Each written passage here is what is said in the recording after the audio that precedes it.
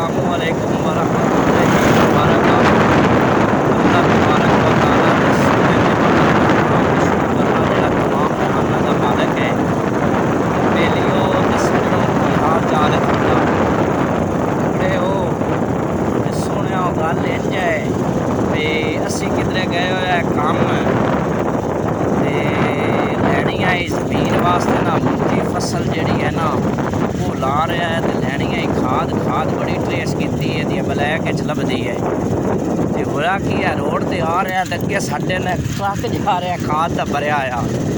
तो इन्ना जनाब करना की है, इन्ना भी ब्लैक ही वेचनी है तो पता नहीं वेचनी कित्थे है। तुहानूं विखा दिंदे आ, ट्रक दे कोल आ गए हैं तो तुहानूं यकीन ना आवे। तो सजणों ते बेलियो वेख लो ये खाद कित्थे जानी है जी? सानू लगती नहीं पे तुम ट्रक बड़ी नहीं जाते हो। दसो तो सही जी, इंज ना करो भाईजान, एक दो वेखो तो सही की हाल है की हाल है। ते खाद कितने जानी है?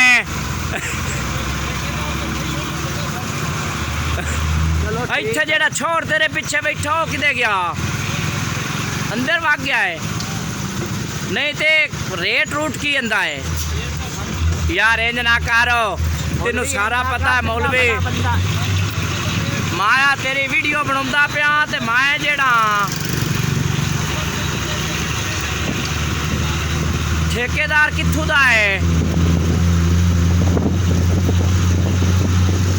भाईजान तुसीं वेख सकते हो क्या खाद नसाई ले जाते ने ते आ उत्ते मौलवी साहब बैठ गए ते इन्हां तों पुछने ते दसदे ही कोई नहीं है, कोई गलबात ही कोई नहीं, पता नहीं की वजह है की नहीं वजह। यार कोई 2-4 बोरियां सानू भी दे छड्डो भैया।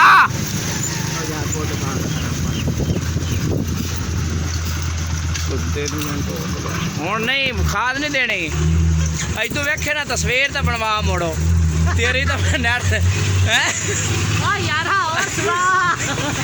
तेरा ना की है?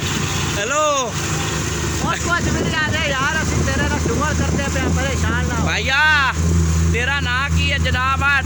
ट्राला जाता पाया ट्रक आ साढ़े अगे ते जेड़ा मौलवी है ना ये कोई नाम ही नहीं दसता ते कोई गल बात ही नहीं है यार। कैसा साडा निज़ाम हो गया, साडे मुल्क का निज़ाम कैसा हो गया, खाद लभदी को नहीं पई, तेल महंगा होया जाता है, की करिए यार। पुराना तेरा की हाल है? और तू वे सुता है? हेलो तू वे सुता है और आता उठिवे ना, कोई गल बात साडे ना करो।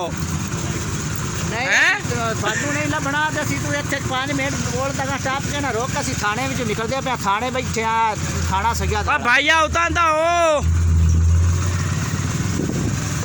भाई जाना खाद वाले कोई लिफ्ट नहीं कराते भाई यार, ना बड़ी परेशानी बनी पई है ते अल्लाह ही साडे मुल्क दा हाफिज है, की कर सकने। हर बंदा लुटेरा है, हर बंदा लुटेरा है, जिंदा जितना दा लगता है ना ठोकी जाता है ते कोई गल बात ही नहीं है।